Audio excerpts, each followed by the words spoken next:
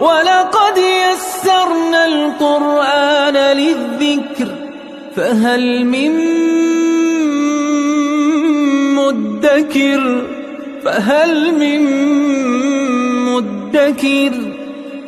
اعوذ باللہ من الشیطان الرجیم بسم اللہ الرحمن الرحیم الحمد للہ رب العالمین وصلی اللہ علی سیدنا و نبینا ابی القاسم المصطفى محمد وعلى آلہ الطیبین الطاہرین المعصومین اما بعد اعوذ باللہ من الشیطان الرجیم بسم اللہ الرحمن الرحیم یا ایہا الذین آمنوا اذا تداینتم بدین الی اجل مسمی فاکتبوہ ولیکتب بینکم کاتب بالعدل ولا یأب کاتب ان یکتب کما علمہ اللہ فلیکتب ولیملل الذی علیہ الحق وَلْيَتَّقِ اللَّهَ رَبَّهُ وَلَا يَبْخَسْ مِنْهُ شَيْئًا صدق اللہ العلی العظیم۔ سورہ بقرہ کی آیت نمبر 282، جو قرآن کریم کا سب سے بڑا سورہ، اس کے اندر سب سے بڑی آیت یہی آیت ہے جس کو آیت دین کے نام سے یاد کیا جاتا ہے۔ قرآن کی یہ سب سے بڑی آیت، اور اس ایک آیت کے اندر تقریباً 20 احکامات کو، فقہی احکامات، معاشرتی احکامات، اخلاقی احکامات، عقلی اور فطری تقاضوں کے مطابق انسان کو عمل کرنے کا اس آیت میں کہا گیا۔ جب بھی انسان کسی سے کوئی قرض لیتا ہے، تجارت کرتا ہے، کوئی بھی معاملہ کرتا ہے، تو اس آیت میں اس بات کی طرف مومنین کو متوجہ کیا گیا کہ اس کو لکھیں، دستاویز تیار کریں، کیونکہ گزشتہ ادوار میں بھی اور آج کے دور میں بھی سینکڑوں اور ہزاروں افراد آج بھی ایسے موجود ہیں جو معاملات کے مسائل میں، قرض کے مسائل میں آپس میں لڑتے ہیں، ان کا آپس میں جھگڑا ہوتا ہے، عدالتوں تک کام جاتا ہے، ہزاروں آج بھی کیسز اسی چیز کے ہیں۔ اس کی ایک مین وجہ کیا ہے کہ انسان اپنے معاملات، اپنے لین دین کو لکھتا نہیں ہے۔ ہر چیز کی طرف جو بھی انسان کی ہدایت کی طرف اسے رہنمائی کرتی ہے، قرآن کریم نے اس کی طرف متوجہ کیا ہے۔ ختمیہ مرتبت نے بشریت کو اس بات کی طرف توجہ دلائی ہے۔ یہ بھی بظاہر ممکن ہے ہمیں ایک چھوٹا معاملہ لگے، لیکن یہ ایک بہت بڑا معاملہ ہے۔ بعض ممالک میں ملینز کے حساب سے کیسز عدالتوں میں موجود ہیں، انہی معاملات کی وجہ سے۔ آپس میں لڑائی جھگڑے کس بات پہ؟ لین دین کے مسائل، قرض کے مسائل،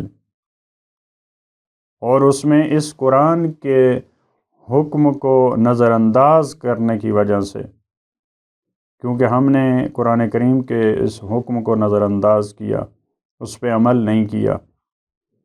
قرآن نے کہا کہ ان چیزوں کو لکھیں آپ۔ جب آپ لکھیں گے تو پھر بہت ساری مشکلات پیش نہیں آئیں گی۔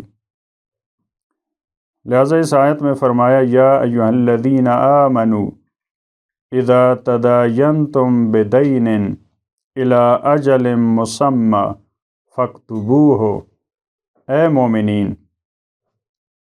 جب تم کسی سے کوئی معاملہ کرتے ہو، دین یہاں قرآن کریم نے لفظ استعمال کیا ہے، قرض کا لفظ استعمال نہیں کیا، حالانکہ ہم قرضے کے لیے قرض کا لفظ استعمال کرتے ہیں اور عربک میں بھی لفظ استعمال ہوتا ہے، لیکن قرآن کریم نے دین کا لفظ استعمال کیا ہے کیونکہ یہ دوسرے معاملات کو بھی شامل ہو جاتا ہے۔ اسی وجہ سے فرمایا اذا تداینتم، تداینتم دونوں طرف کو شامل ہے، یعنی جب ایک دوسرے سے آپ کوئی چیز لیتے دیتے ہیں، ہر قسم کے لین دین کو یہ شامل ہے۔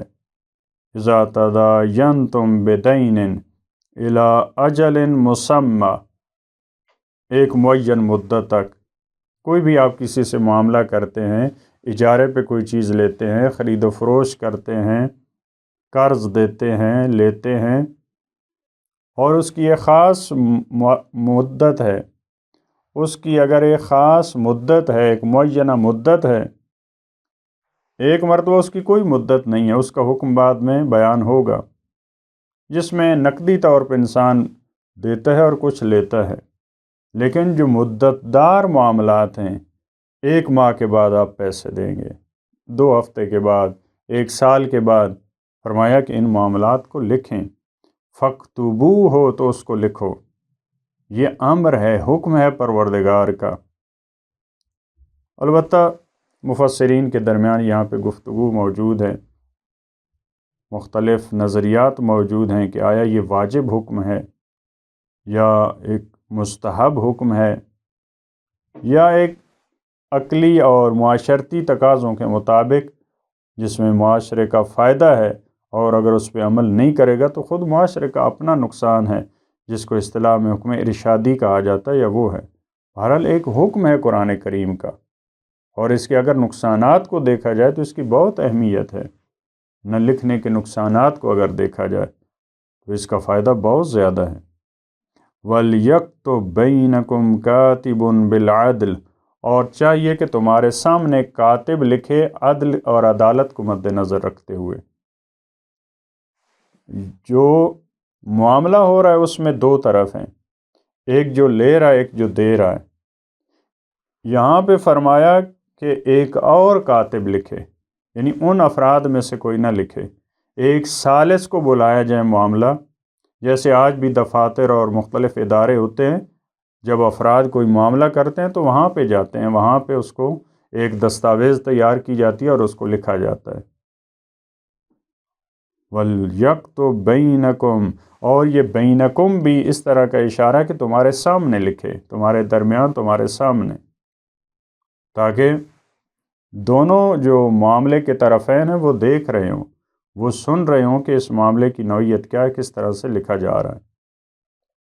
عدالت کے ساتھ اس کو کسی پہ ظلم کرنے کا حق نہیں ہے، اس کو گناہ کرنے کا، کسی چیز میں کمی بیشی کرنے کا کاتب کو حق نہیں ہے۔ وَلَا يَأْبَ كَاتِبٌ أَن يَكْتُبَ كَمَا عَلَّمَهُ اللَّهُ، وَلَا يَأْبَ كَاتِبٌ، اور کاتب کو انکار نہیں کرنا چاہیے۔ یہ بھی ایک اخلاقی حکم ہے۔ اگر خداوند عالم نے تمہیں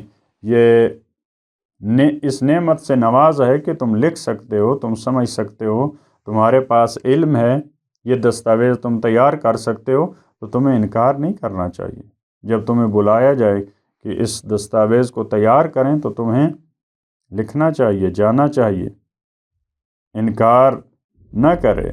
کاتب ان یکتب کما علمہ اللہ، اسی طرح سے لکھنے سے اس کو انکار نہیں کرنا چاہیے جس طرح سے اس کو اللہ نے تعلیم دی ہے، خدا کے بتائے ہوئے اصولوں کے مطابق اس کو لکھنا چاہیے، یعنی امانت، دیانت، دقت سے، یعنی ان تمام چیزوں کا اس کو خیال رکھنا چاہیے۔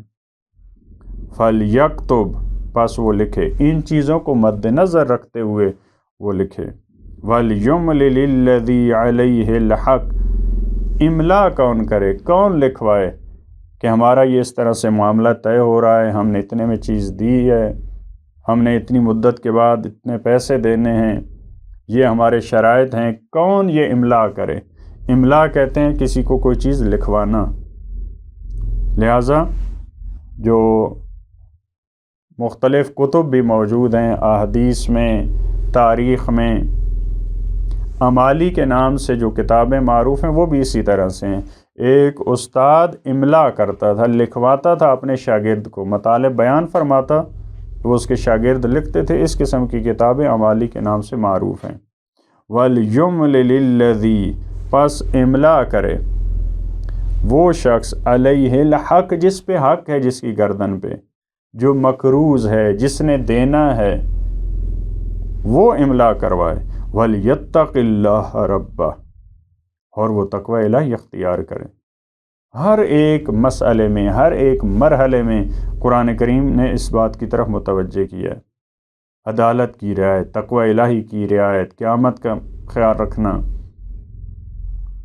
کیونکہ جو دینے والا ہے اس کا انحراف کا زیادہ احتمال ہوتا ہے، لہذا اس کو اجازت نہیں دی قرآن کریم نے۔ جو مقروض ہے وہ املا کرے، لیکن وہ بھی تقوی الہی کو مد نظر رکھے۔ وَلَا يَبْخَسْ مِنْهُ شَيْئًا، اور اس قرض میں یا اس معاملے میں سے جب وہ لکھوا رہا ہے تو کسی قسم کی کمی نہ کرے۔ یبخس، کمی کرنا، کسی قسم کا کمی کرنے کا اس کو حق حاصل نہیں ہے کہ وہ اب اس کے اختیار میں ہے۔ البتہ اس محفل میں، اس مجلس میں، اس میٹنگ میں دوسرے افراد بھی موجود ہیں، طرفین موجود ہیں، لیکن پھر بھی اس کو تقوی الہی کی نصیحت کرتے ہوئے یہ فرمایا کہ کسی قسم کی اس میں کمی نہ کرے۔ اس آیت میں ہر قدم پہ ایک حکم موجود ہے، ایک فقہی حکم، ایک اخلاقی حکم، لہٰذا ان اگر احکامات کو ہم مد نظر رکھیں تو ہمارے معاشرے کی بہت ساری مشکلات حل ہو سکتی ہیں اور بہت ساری مشکلات پیش نہ آئیں۔ تو چونکہ یہ بہت بڑی آیت ہے تو ہم انشاءاللہ اس کو 3 حصوں میں بیان کریں گے۔ پہلے حصے میں ان چند احکامات کی طرف ہم نے اشارہ کیا۔ پروردگار عالم ہمیں ان احکامات کو، جو کہ دقیق احکامات ہیں دین کے معاملے میں، ان پہ عمل کرنے کی توفیق عطا فرمائے۔ اللہم صلی علی محمد و آل محمد۔